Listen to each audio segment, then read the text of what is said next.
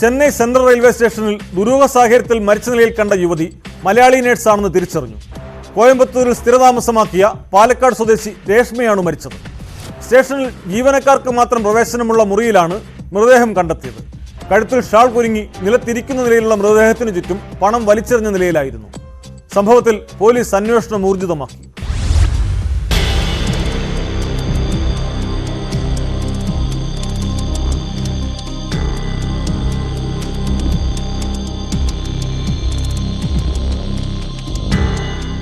കഴിഞ്ഞ ചൊവ്വാഴ്ചയാണ് Chennai central railway സ്റ്റേഷനിലെ ജീവനക്കാർക്ക് മാത്രം പ്രവേശനമുള്ള മുറിയിൽ യുവതിയുടെ മൃതദേഹം കണ്ടെത്തിയത്.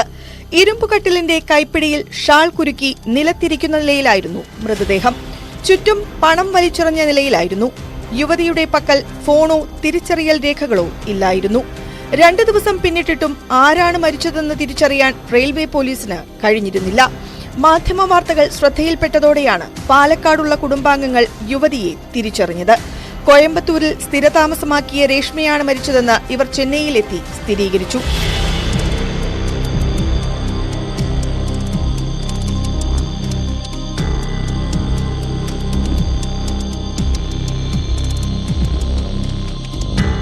ഇരുപത്തിനാലുകാരിയായ രേഷ്മ ഭർത്താവുമായി പിണങ്ങി മാതാപിതാക്കൾക്കൊപ്പമായിരുന്നു താമസിച്ചിരുന്നത്. കോയമ്പത്തൂരിലെ സ്വകാര്യ ആശുപത്രിയിൽ നഴ്സായി ജോലി ചെയ്തിരുന്നു ഇവർ.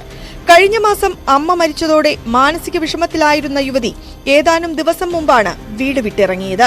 പോലീസ് അന്വേഷിച്ചു വരുന്നതിനിടെയാണ് മരണം. സംഭവ ദിവസം പുലർച്ചെ 1:45 കയ്യിൽ വെള്ളക്കുപ്പിയുമായി രേഷ്മ റെയിൽവേ സ്റ്റേഷനിലെ അതീവ സുരക്ഷാ മേഖലയിലേക്ക് നടക്കുന്നതിന്റെ CCTV ദൃശ്യങ്ങൾ പോലീസിന് ലഭിച്ചിട്ടുണ്ട്. ഇവർക്കൊപ്പമോ പിന്നാലെയോ ആരുമുണ്ടായിരുന്നില്ലെന്നും പോലീസ് പറയുന്നു. ആത്മഹത്യ ആണെന്നാണ് റെയിൽവേ പോലീസിന്റെ വിശദീകരണം. എന്നാൽ യുവതിയേക്കാൾ ഉയരക്കുറവുള്ള കട്ടിലിൽ പിടിയിൽ തൂങ്ങി മരിച്ച നിലയിൽ മൃതദേഹം കണ്ടെത്തിയത് സംശയം ഉയർത്തുന്നുണ്ട്. മൃതദേഹത്തിനു ചുറ്റും പണം വലിച്ചെറിഞ്ഞിരിക്കുന്നത് എന്തുകൊണ്ടെന്നും പോലീസ് വിശദീകരിച്ചിട്ടില്ല.